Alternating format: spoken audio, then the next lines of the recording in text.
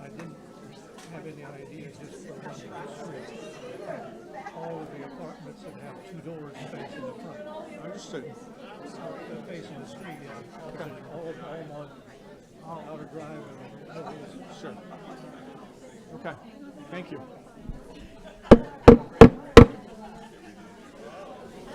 Good afternoon, everybody. Hello. Happy St. Patty's Day. Good to see you. Yeah, it's right there. It's right there. And somebody says earlier, you get pinched if you don't have green on. Well, my back's already pinched, so I think God's taking care of that. So an Irishman walked into a bar and said, ouch. No, but seriously, an Irishman did walk into a bar one day, and he went up to the bar and he says, and I can't do the accent, so he says to the lass, he says, can I have 3 pints? One for me and my 2 brothers who are back in Dublin. She said, sure. Gives him 3 pints of beer. Comes in the next day, says, I'd like 3 pints. One for me and my 2 brothers back in Dublin. This goes on for about 2 months. Finally, one day he comes in and he says, I just like 2 beers a day.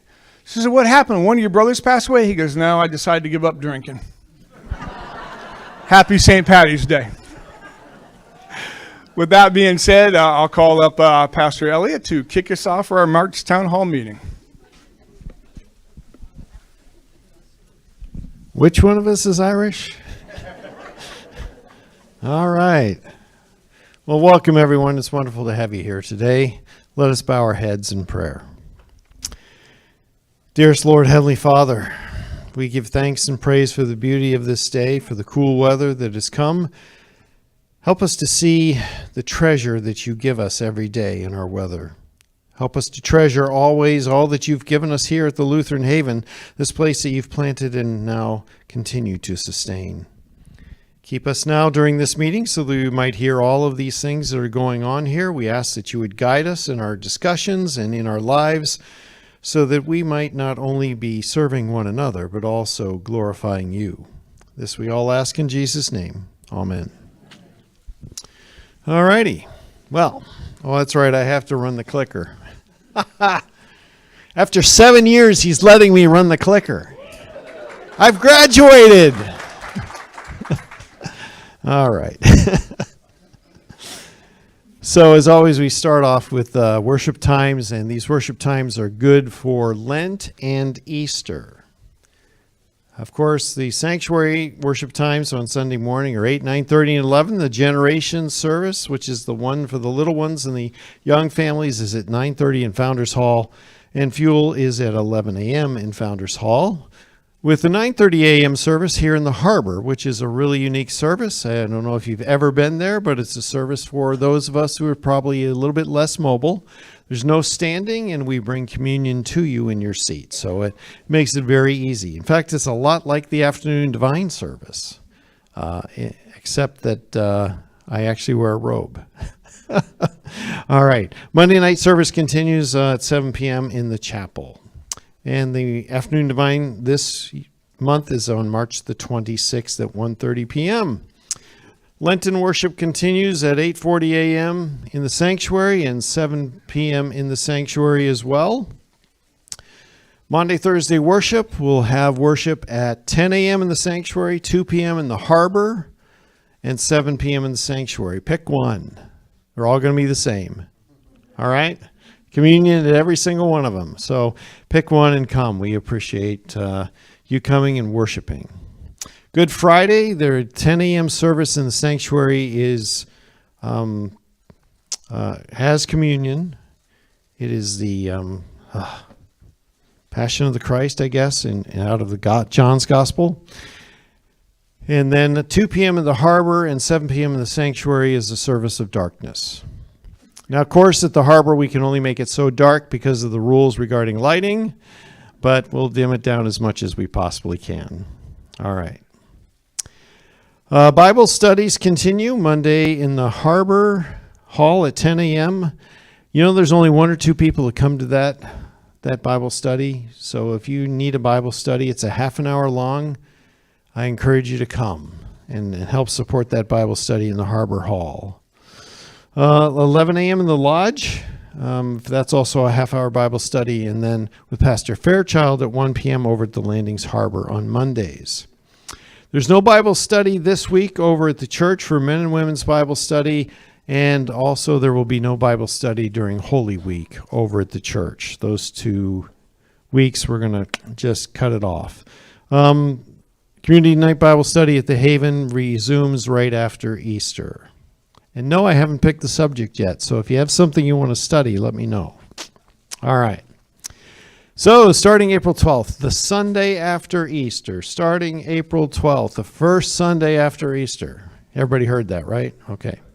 We moved to 2 worship times on Sunday morning, 9 a.m. in the sanctuary and Generations. And at 10:30, we have both worship at the sanctuary, the fuel service in Founders Hall, and the harbor as well. We feel that is probably going to give us the best ability to have a common time where we can all fellowship together at the same time in between the services. So, come to worship at 9, then fellowship, and then go to Bible study. Or come to church at 9 o'clock, go to Bible study, and then fellowship, and then worship. Your pick. Either way, you're going to Bible study. All right. No, I think Pastor Ty would prefer me say, either way, you're going to fellowship.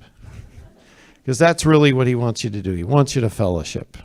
We need to understand and know that we live this life in Christ together as his body. And one of the ways to do that is in fellowship. That's very important. All right. So the fellowship time at the church is from 10 to 10:30, and at the harbor it's 11:30 until noon, making sure that we ruin your lunch. Yep. All right. Sunday Bible study will be offered at 9 a.m. and 10:30. There'll be different offerings. Look for them, and then pick the ones you want. All right? So, as I said, what does it mean? Schedule 2.5 hours at church. Okay? If you're going to the harbor, it's only an hour and a half. Okay. Attendance might increase at the harbor after that remark. I'm just kidding. All right. Worship times that are not changing are Monday night worship. That'll still stay at 7 o'clock in the afternoon. Divine service will stay at 1:30 p.m. either the third or fourth Thursday of the month. I should say it'll be the fourth Thursday of the month unless it is November and December where, for some reason, Christmas and Thanksgiving get in the way. So, all right. The next topic is visitation. Visitation is one of those things that's, well, it gets important. Especially as we get older, sometimes we have life changes and we get isolated a little bit and we get lonely. And that is a reality on this campus, at every part of this campus. So number one, if you have become isolated a little bit, whether it's home in the cottages or anywhere else, I encourage you to drop your pride and ask for a visit. We have a whole list of volunteers for visitation in the Neighbor to Neighbor program, and they are sitting idle.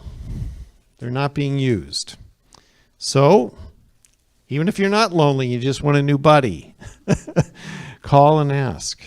Because with visitation comes encouragement, it comes laughter, and especially love. This is how we love one another. It is intrinsic to our actual being that we engage with one another. There's a lot of thoughtfulness and tenderness that comes out of visitation and spending time with one another, and I encourage you that if you are lonely or you know of somebody who is, that you go care for it by either asking for a visit or going and visiting. And quite frankly, that includes the harbor, the assisted living facility. We had a large group of visitors when we had the nursing home, and then COVID hit, and just everything changed. COVID and all the additional regulations and the loss of census, well, you all know it took its toll. But we really haven't recovered that visitation program. And I encourage you that if you find some time and you don't know what to do with your hands, come on over, pick a name off the list, male to male, female to female, and just go for a visit and try and set up something a little regular if you can. because it'll do a world of good. Not only for the person that you're visiting, it'll do a world of good for you. I promise. All right. Now, that was a great segue into Neighbor to Neighbor. I'm going to ask Paul Weger to come on up here. He is the resident that is leading this effort, whether he likes it or not. And he's going to bring you up to date on where we are at the moment. Thank you.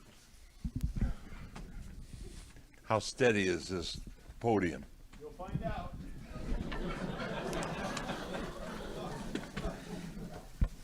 Well, then I'll have a neighbor to help me out. Well, you know, I'm real excited about Neighbor to Neighbor because it's been a joy in working with the volunteers of our resident life to make our residents' life more enjoyable and helping them as they need help. We're still trying to work out some of our glitches, I should say, of being only 7 weeks old. And the volunteers, though, are doing a wonderful time in their area of service because we're just learning how we might be of more of help to you. As you see, 21 people have so far been having the help that we are giving. And, you know, we try to put Neighbor to Neighbor before our residents so they'll take advantage of what we offer. As Pastor said, visiting is one important one, or making that phone call, or the transportation to give them either on or off campus. And our area we need help is tech. And I have my own tech. I call my granddaughter, 11 years old, and she'll tell me everything I want to know, and maybe some things I don't. But I just want you to be aware of those few things. Well, once you understand, though, there is no guarantees because we're all volunteers, and we might it might be difficult for us to grant your request. And if anyone wants to check in with us, please do that, especially with transportation. Because first ask whether or not, we will ask you whether or not you've asked the Haven for help, and if they don't, then we'll go from there. But since the volunteers, we are volunteers, we ask you to be patient with us. But making our request is that we do have volunteers in the office Monday through Friday, and you can dial that number, and sometimes you'll get a voicemail. But please put tell us your name and your number and what you need, and then someone, Pastor Elliott and our two deaconess, will call you to set something up, and then or call you as what it is, and then they'll give you. Or we'll give that to our office workers to contact someone to help you with your situation. So if you call a voicemail, you know just keep calling. Remember, of course, we need your help. And we hope that some of you, if you want to volunteer, please do so. But I can tell you one thing, I'm sure glad that I'm part of this because it gives me something to do. Thank you, Paul. If I might clarify, if you leave a message, I'm not going to call you back. I'm actually going to take your request, providing you make a request. Now, if you don't make a request and you just leave your name and number, yeah, we're going to call you back. But if you leave a request, we're going to take your request and put it on a form for the office workers to then care for. Those are the folks that will be making phone calls to other volunteers and assigning that volunteer to give you a hand. Okay? All right. Wonderful. So I guess I need to ask Lynn to come on up next. Remember, you got to take care of your own clicker. Good luck.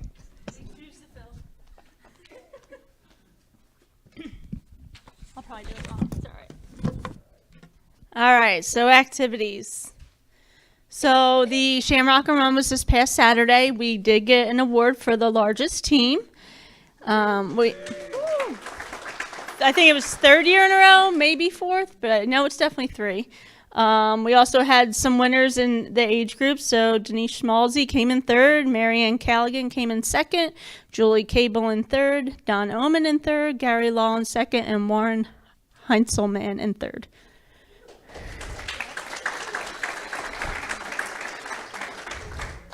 My mom won too, but she won't put herself on the scroll. Some past events, we went to the Strawberry Festival. We had some visitors come in from Worship Anew and Lutheran Bible translators. Notes and Nibbles had their Irish little festivities. That was fantastic. The music was great. One slide I did forget, and I'm sorry, Dwayne. This Saturday in the pub, there is an Irish trio from 4 to 6, so please come on out. Some great Irish tunes. We encourage you to sing along. So our birthday lunch will be next Friday the 27th at the Townhouse. Bus will start to pick up at 10:30. If I am not around on Thursday and you cannot make it and you signed up, please leave me a message and I will let the bus driver know on Friday morning that you will not be going. We've had some sicknesses, illnesses, and cancellations recently. Just leave me a message. I will get to it. Then we have April 10th, we have Ann Catfish's in Port Orange. It is a little early in April, but I don't have a bus towards the end of the month and flea market kind of gets in the way. So we're going a little early, but sign up is outside the office and it is filling up. So if you're here and you want to go, I encourage you to sign up. Movie on April 1st, we will watch Three Men and a Little Lady. This Saturday is the Rotary Club Pancake Breakfast. The Easter Bunny will be present. There will be activities for kids. So if you have any grandkids or anyone that wants to come, it is $10 cash at the door. There is a sign up, but they do take walk-ins as well. There is still some spots available at the Lancaster trip, May 17th through May 24th. If you need information, please see me. Our next trip will be November. So there is information outside the office. There is a sign-up sheet. So it's 3 days and 2 nights in St. Augustine, and the holiday lights will be up, so you'll be able to see those as well. The cost is $400. Payments will start in April, so it'll be small payments over 4 months. So if anyone's interested, come see me after Town Hall. On April 20th, we have a retirement community special at Oviedo Bowling. So if anyone is interested in going bowling, bumper bowling or regular bowling, they do have the little slides, so you don't really have to carry the ball over. You can wear sneakers. You do not have to rent shoes. That's always a plus. And they have a $4 pizza and soda special for seniors as well that day. So, and then bingo is next Wednesday. We will celebrate Virginia. And then on April 22nd, Washington. On Sunday, April 12th, Dave's Piano Bar will have a small concert in here. They were over at the Harbor before, but it was a little too small. So they requested here. It is April 12th at 6 o'clock. It is free. Their family and friends will come of the students, but the Haven residents are welcome as well, so please come and check them out. Stephanie here? Oh, you. Can you handle the clicker?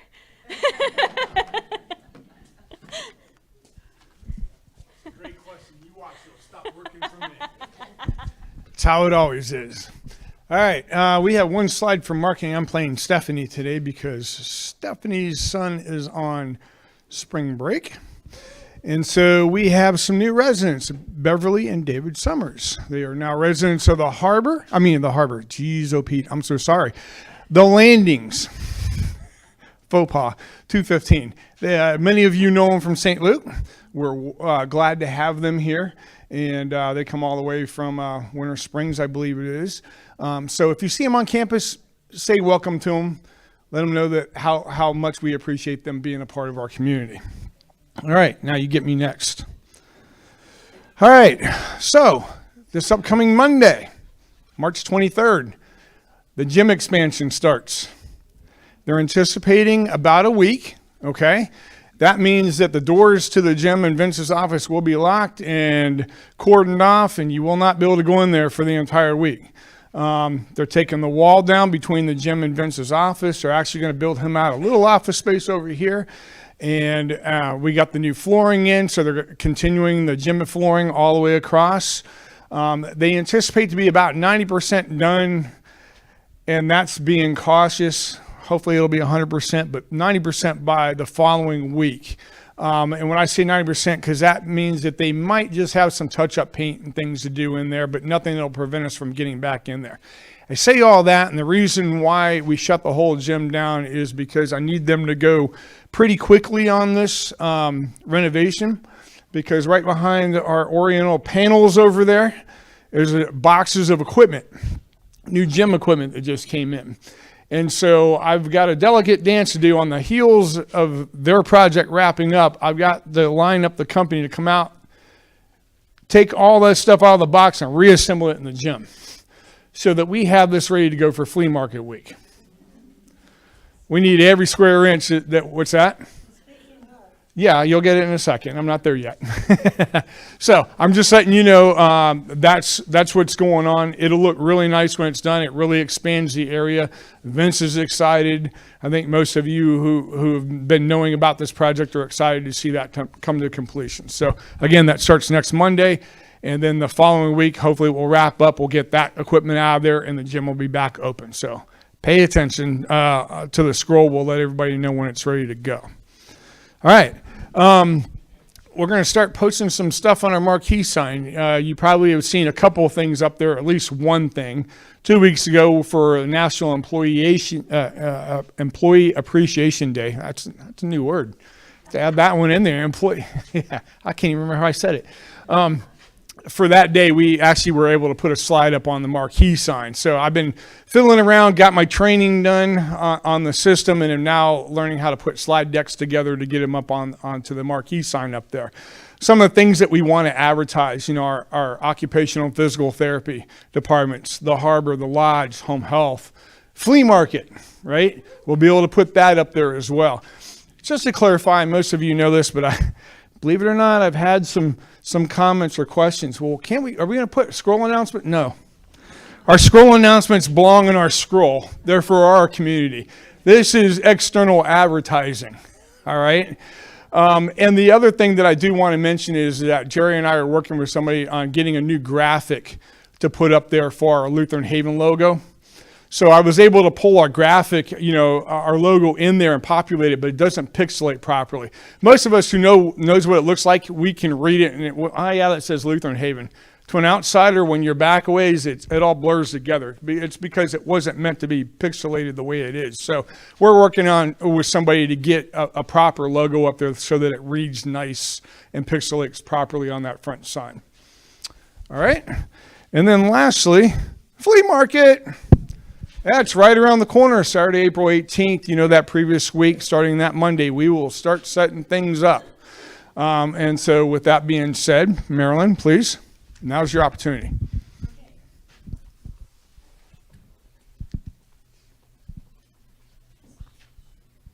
Thank you.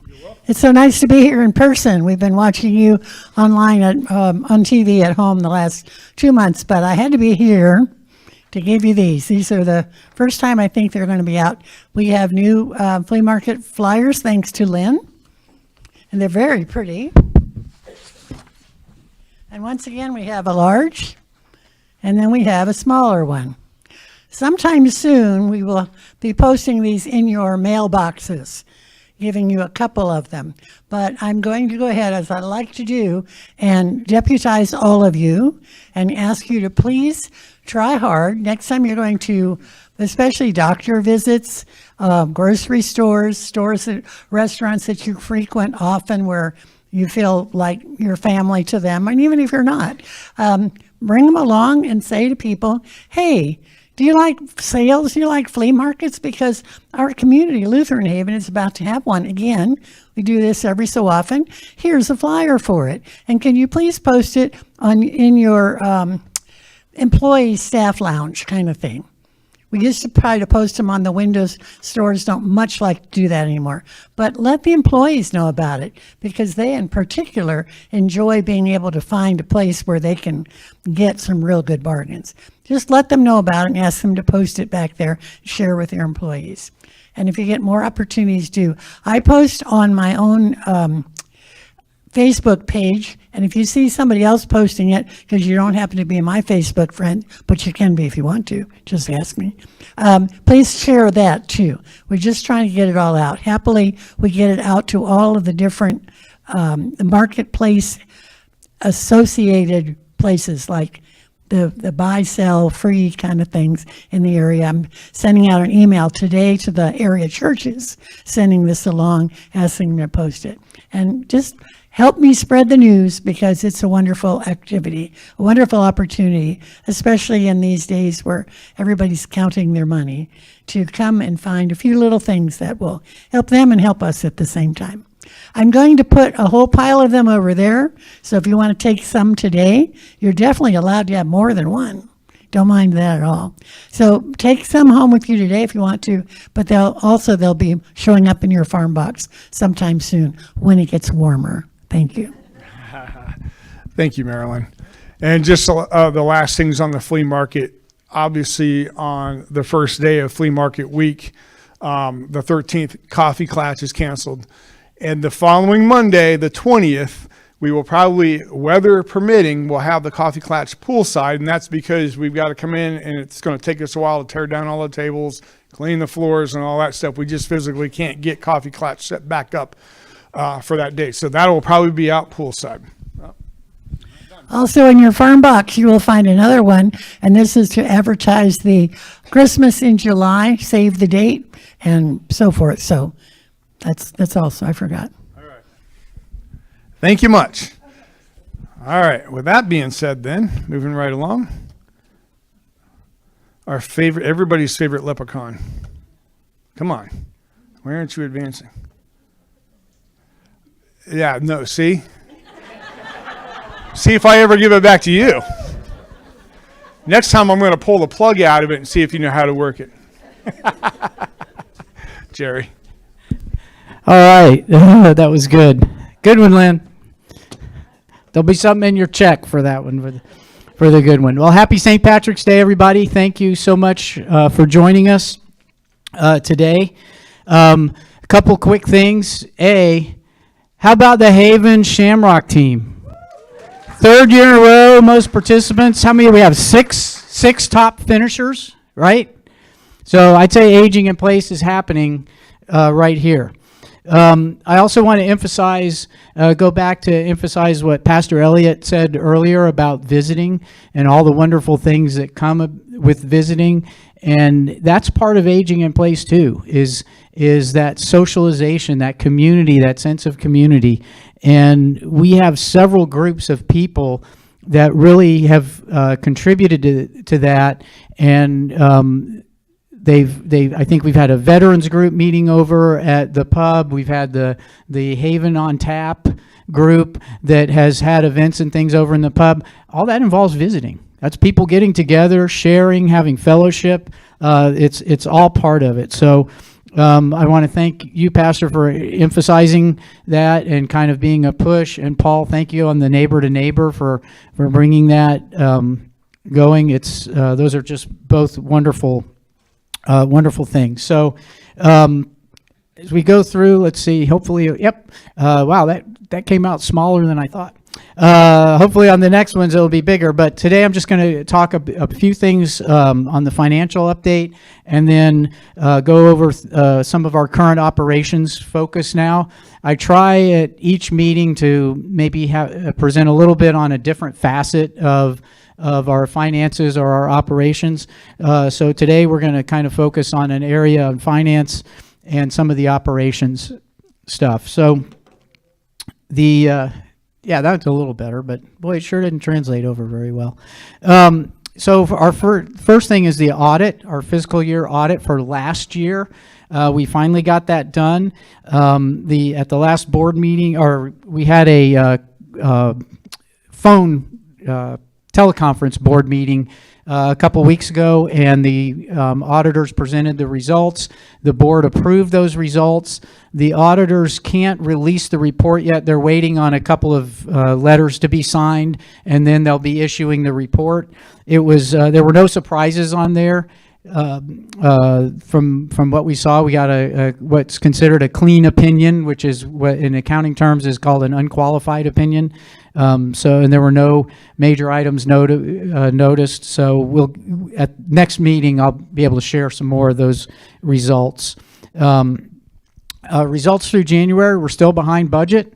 But our operating income did improve as we thought it would. I think I mentioned at our last meeting, we kind of started this year below budget on where our census was at the harbor and the lodge. And as this year has progressed, as we have progressed through this year, that census has gone up. I'll share that with you in just a little bit. So we're seeing that flow down to the bottom line. So we're still not profitable, but we're still behind budget, but we are moving closer to budget, and we anticipate that we will be on budget probably by the end of March, when the March financial statements come out. And again, last year what happened was we started with our census at a pretty good level, and it kind of went like this. This year we started here, and it's going like this. So we're about at that crossroads now. So we still anticipate achieving budget and maybe even being a little bit ahead for the year. The one thing that did mitigate some of those gains that we saw because of census was the cost of our health insurance benefits was coming in higher than we anticipated. It's coming in less than not many of you know, but we switched how we do our health insurance with our employees this year because we were facing a 30+% increase in the premiums, and we just couldn't do that. So we changed to a different way of providing insurance for our employees.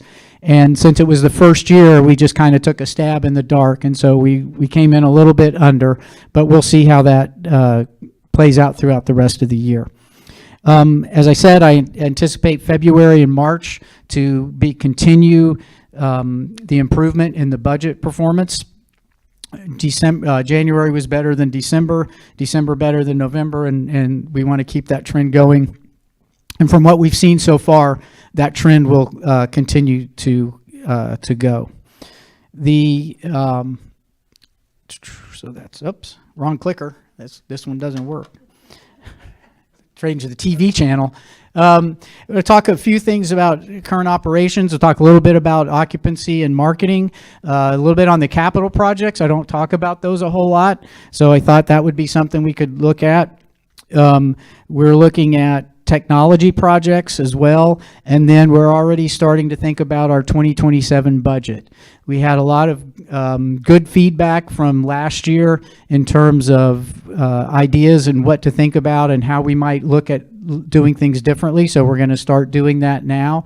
It's nice because we weren't at that point where we could start thinking about budget at this time last year. So we've had some things that we've put behind us, some projects that were going on, software conversions and things like that we don't have to deal with this year. So now we have time to get a little bit out ahead of the 2027 budget. So that's all I have on the budget side of things.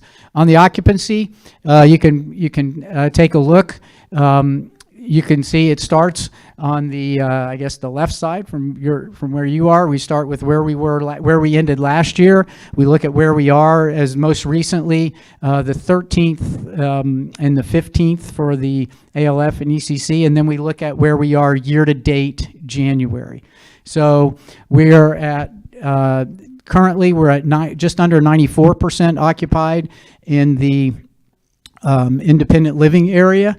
And we were budgeted for 94.5%. We've got about 4 closings, I think, scheduled in the next 6 weeks. So that'll bring us back up to where we need to be and a little bit ahead. And for the year, we are running ahead.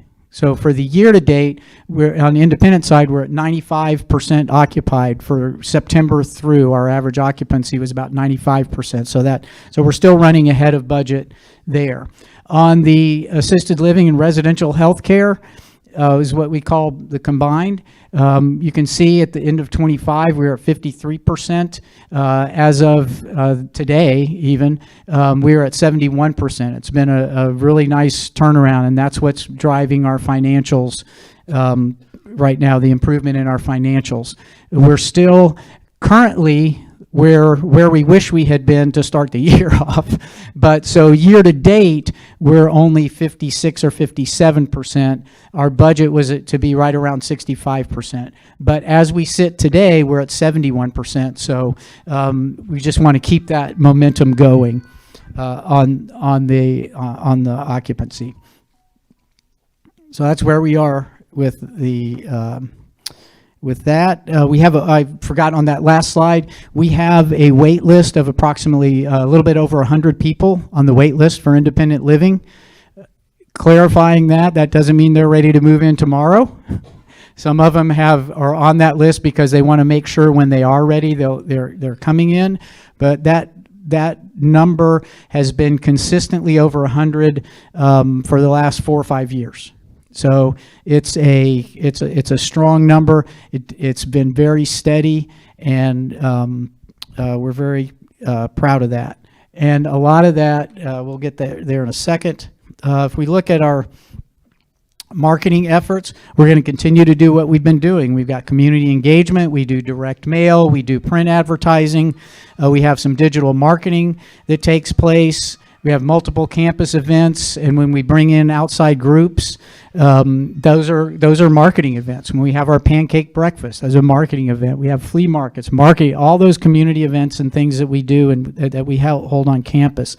We're also we got approval from the board at the last board meeting to go ahead and initiate the overhaul of our website. So we've got a couple residents that are helping with that, along with some staff, and we're going to be bringing in some outside help to help that happen.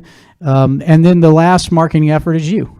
You guys are beyond a shadow of a doubt, the biggest marketing advantage we have because of what you bring to this campus and the life and all the things that flow through this campus, the visitation stuff, all the volunteer things, just you're good people, and people like to be around good people. So you guys, as Karen, my friend Karen said, when you go to your doctors or whatever, if you can throw out some cards, again, another way to contribute. But really, when we do tours on campus, when people come and visit their relatives, or they see you guys in your daily interaction. So it's not that you put on special airs because we have a tour. This is just what you do daily, and people want to be around that and like that. So you guys are a huge part of that, and we greatly appreciate that.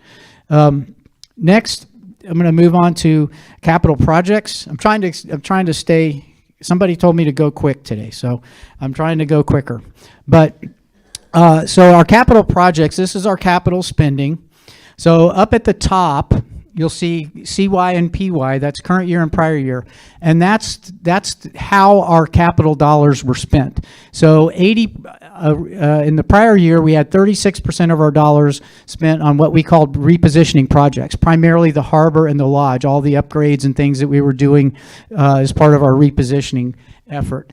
The next highest is what I call campus love, and that's putting back into our campus, refurbishments, bringing things back up to speed. We've got some woodshop project, the wood shops come under amenity, I think, but that's part of the campus love, yeah. And so taking care of our campus, those types of things. So 80% this year, 80% of our capital spending is on that area. Campus life.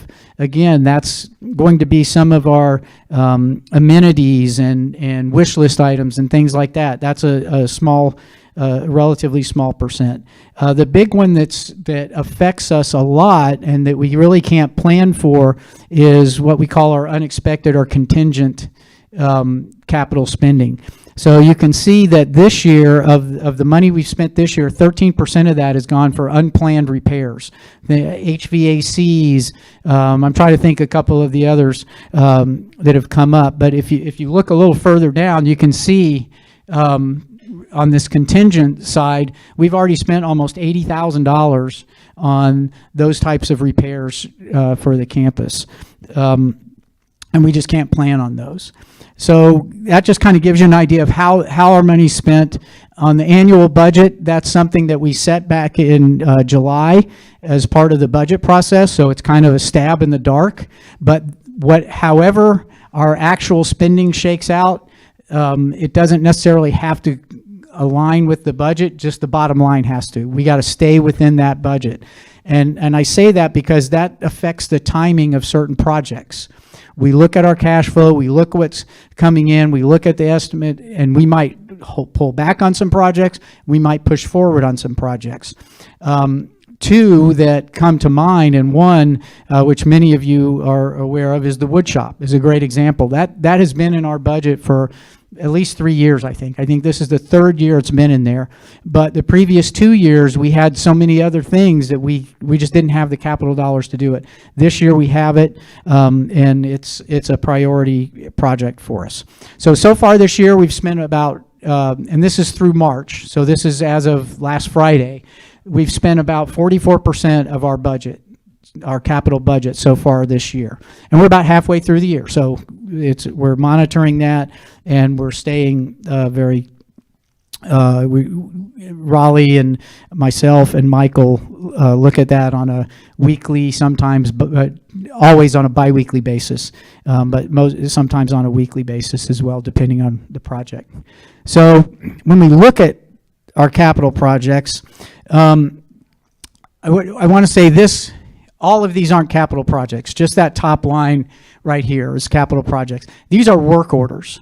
So this is the complete work orders that have been completed by year, and of course in 2026 it only goes through March. But so capital projects we've completed since 2023. So in the last 4 years or 3.5 years, we've completed 258 capital projects.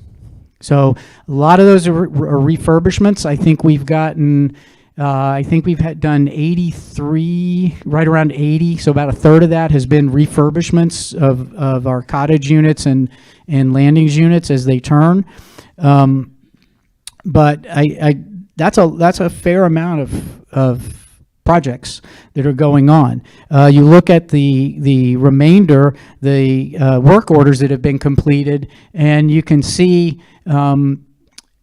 somewhere in the neighborhood of 10,000 plus. So if you count landscaping and housekeeping, about close to 13,000 work orders over the last 4.5 years. So I know a lot of times we say, oh, what are they doing? Well, that's what they're doing. There's a lot of numbers in there, and some of them are real easy, some of them aren't. And so there's a fair amount going on there. And I can say this probably about most of those areas, but when you look at these, you had 84 in 2023, then 96, 48, 30. It's 30 so far this year. Most of those capital projects are started, managed, and wound up with about 3 people. And when you think of what goes into some of those, between the design, the getting the budget, getting the contractor, dealing with what pops up that you didn't expect once they open a wall up or whatever, that's for basically 3 people. You have, or 2.5, you got Raleigh, Nancy, and half of David, because David's down here doing these other 10,000 with his people. That's a fair amount of work that these folks do, and to manage, and that they do a pretty darn good job of it. Looking at the next slide, these are what I call our priorities projects. So currently, we have 35 capital projects, active capital projects right now. We have 35 of them in the pot. So when I go back to the 2.5 people that are managing those, not all those are moving. Some of them we're holding off on, but there's something going on. There's either budgeting or there's design, there's planning, scheduling. 17 of those projects, of the 35 that we have going on, 17 of those are what we are focusing on for this year. So the first thing to know is anything that breaks, a contingent, falls in that contingent category, that's automatically a priority. Refurbishments, when somebody moves out, it's a priority. But outside of those, the ones that we're focusing on, there's 17 of them listed up here. You can see wood shop is one of them. The village shop is one of them. Paving, you'll see 2 or 3 different paving things on there. Now, some of those paving projects include the holes and things out here, even though it's not in the description of the project. Those other areas, like I think we've got Chipmunk listed here a lot. As they're doing those, they'll also be going around other campus and doing spot repairs. Is that a fair statement, Raleigh? So, but there's, like I said, there's 17 of those that they are currently focusing on. And a couple of them are pretty darn close to being done, and 1 or 2 of them may be done. They just haven't been updated in the project list. But when these start, it could be August 1st. We want to get them all started in this year. But again, that depends on how our cash flow is doing and how everything else is flowing, what type of contingent repairs might come up that affect the timing of those. But so that's kind of where we are on our capital, on most of our capital projects. You can see down towards the bottom, what I'm going to talk about in a second here is there's some technology stuff that we're going to be working on this year. We're going to focus on some this year. So as we go into the technology side of stuff, 2 areas really. One is our core infrastructure. It needs to be worked on. We've got servers and I'm going to use all sorts of wrong terms here, so just don't look at Jeff because he's going to give me some faces probably. The servers, our servers, we have servers 10 plus years old. They're coming to end of life. We're lucky that they've been able to last this long. We've got firewalls that we have to replace.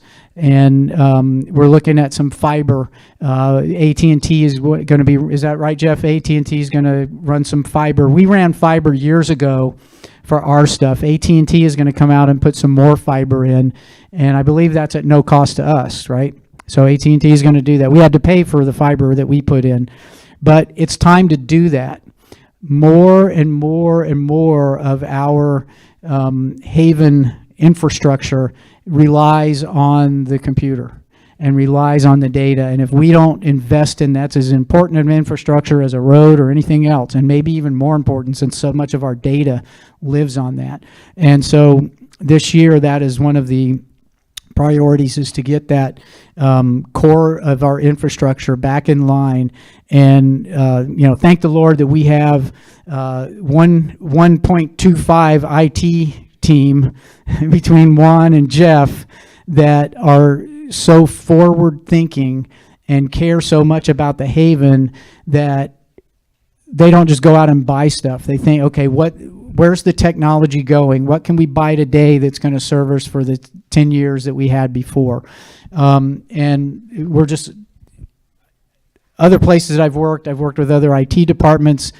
We are so blessed to have the guys that we have here. It can be a disaster, and ours is not. It doesn't always work because technology doesn't always work, and that's. But you won't find 2 more dedicated people than Jeff and Juan. So they are working on that right now. The other thing from a technology side is efficiency and integrations. So we need to integrate our softwares. We have billing software, we have payroll software, we have marketing, we have all these different softwares, work order systems, trying to integrate those and get all those to talk together. We're about 70 or 80% there on a lot of places. We need to get focused on this year, trying to narrow that gap and get to 100%. We also will be starting an AI initiative. We've already been using AI for certain areas. As AI continues to develop and evolve, It's not going anywhere, and it can help us be more efficient without at a relatively or comparatively inexpensively versus just hiring people to come in and do things. The goal of our AI integrations, I will tell you right now, is not to eliminate any positions whatsoever. It's to help make us be able to work more efficiently with the staff that we have. We have a great staff, and if we can make their jobs more efficient and make their lives a little bit less hectic, that's what we want to do. And that's whenever all the seminars and conferences I've been to on AI, one of the main questions you have to ask yourself is, yeah, AI can do all this stuff, but what are you going to do with the time that AI might save you? You know, are you going to eliminate positions? Are you going to do this? Are you going to do that with them? And in our industry, anyway, at the conferences that I've been to, the vast majority of the answers are, we're going to try and make our employees' lives better. Try and help them with a work-life balance. And that's kind of where we are with it. Because we still need bodies in places. We're a human area, but if we can make their jobs easier for them or less stressful for them, that's where we're headed. And that's kind of the focus of our AI, or will be the focus of our AI initiative that we're getting ready to start. So having said that, I think that wraps up my stuff. If you guys have any questions for, I guess, me, or I guess Pastor Elliott's still back there, and Paul's here, and Raleigh's hiding. No, Raleigh's not hiding. He's back there. Oh, before I take questions, one thing, Karen Bruning asked me, I guess she's been getting some stuff, and I think many of you might have been getting some things from FP&L in your mail about signing up for things like that. Throw it away. FP&L is not our service provider. It's kind of a scam kind of thing. And so please ignore that. And again, thank you, Karen, wherever you are. I see you back there somewhere. There you are. Yeah, hiding back there. Okay. For bringing that to our attention. And thank you, God, for letting me remember that, because she only told it to me about 20 minutes ago. So, all right. Questions? Yes.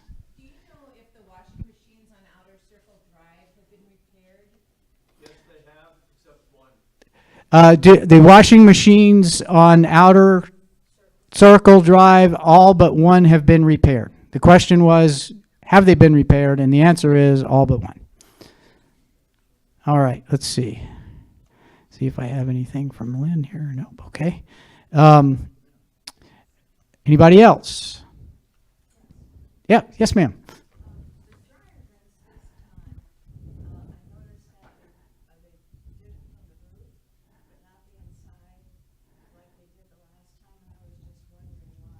Okay, the question is, yeah, come on up, David. The question is, when they did the dryer vents this time, they only came in from above, and last time apparently they came in either from both or from inside.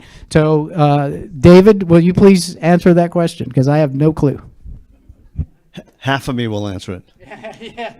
So, yes, on some of the roofs, the technicians that were out said that the system that they used, the process that they used, many of you were asked to turn your dryers on, and that's how they were able to remove it all the way up from down the base, down the bottom of the dryer.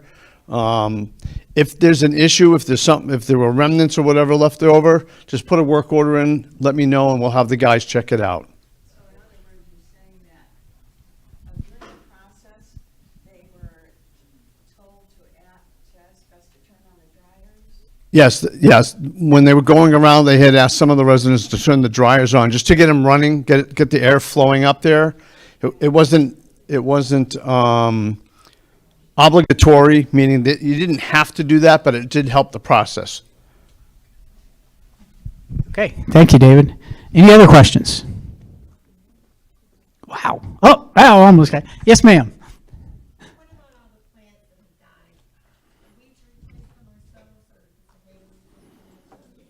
Come on up, David. You should just stay up here. It's gonna. I think I'll let David answer that. Is what I think. Okay, so that's a great question. Earlier we had spoken about that we would wait toward the end of March. Well, actually this past 24, 48 hours is a good example as why we waited, because the temperatures dropped so much. Granted, they weren't to the freezing level, but we want to wait till all of this cold weather gets through, maybe toward the end of the March before we make that decision. I will say that I have had the vendors start working on some quotes to repair the ones that are obviously dead and that are not going to regenerate. But we want to wait and make sure that we're all past this cold weather before we make decisions on the other stuff. And depending on the cost of that, that falls under what we would call that contingent piece that we don't plan for, because landscaping ain't cheap. So that is one of the things that might fall under there if it reaches a certain dollar level. Yes, ma'am. In line with that, if we have landscaping that is Haven landscaping at our cottage, and we've been told it looks like it's alive, that we should cut it back. So is that correct? All right, so the question is, and make sure that I say it right, is there's in some of your cottages or homes that you have landscaping that is Haven provided landscaping. So it's not landscaping you bought, Haven provided landscaping that got damaged during the freeze. And the question is, there was a rumor, or you've been told, one of the two, that if you see new growth starting on it, that you as a resident should go and cut that back. And the question is that correct? Is that the right thing to do? And is that what we're asking of you? And David, why don't you join us up here? Good to see you. The other half. So to answer your question, if you're comfortable making that decision to do that, we have a lot of residents that are very familiar with their plants and so on and so forth. Yes, but I do suggest you wait. It's better that you wait so that when whoever the vendor is that we have go around, they can look at it, they can assess it, and they can make that decision, because it's more probable than not that they'll make the better decision. And we just want people just cutting things, and then we'll have big problems all over. So yeah, I would wait though. Okay. Yes, Bruce. Well, I've got a half dozen dead plants out in my yard. What is it, I mean, you don't have the exact cost probably, but what does it cost for Lutheran Haven to replace those half dozen plants in my yard? Would it be better off for me just to go to the nursery and replace them and not bring everybody 50 cents a person here to pay for my dead plants? I think I don't know what the cost. It probably depends on the plant. And remember, the cost of replacing plants also includes somebody's got to plant them, take up and plant them.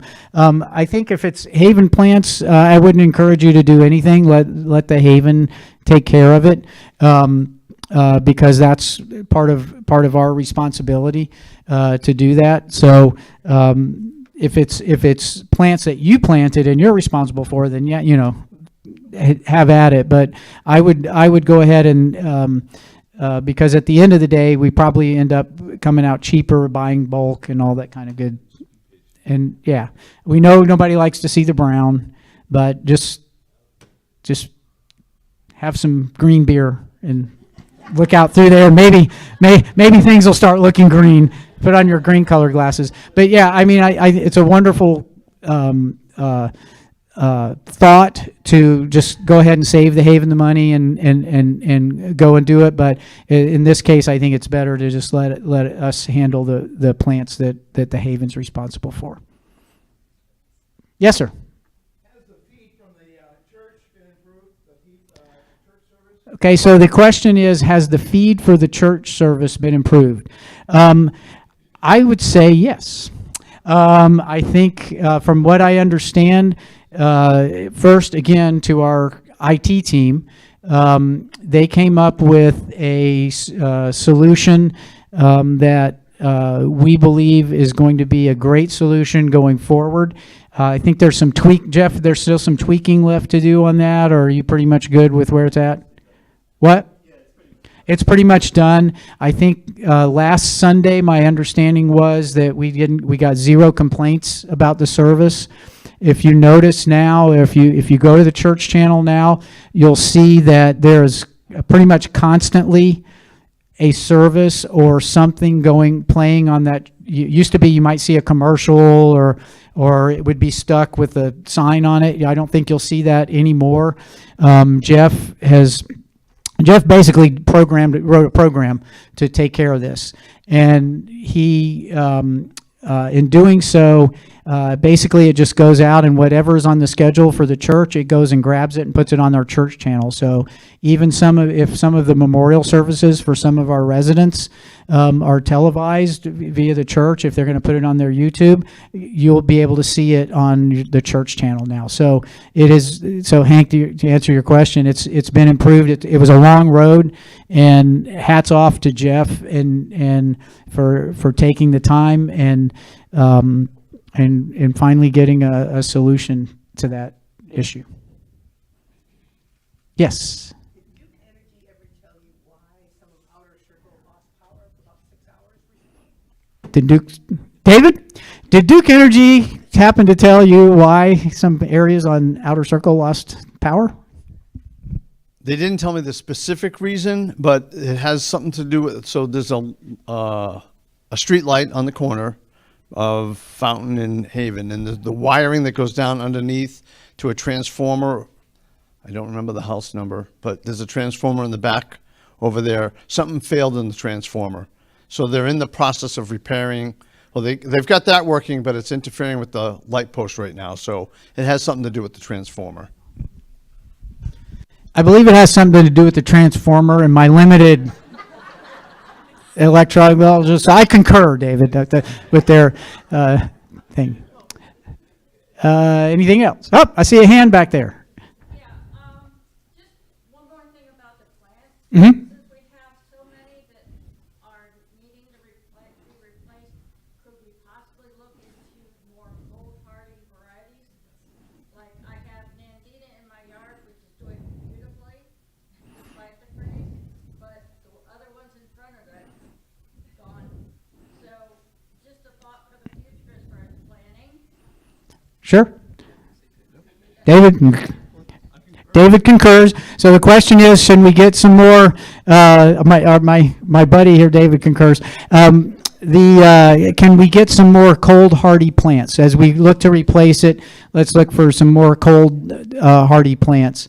And yes, is the answer to that. We will endeavor to do that. Any other questions? All right. Thank you so much for coming out and for all you do, and we'll see you next month. Is odd enough already.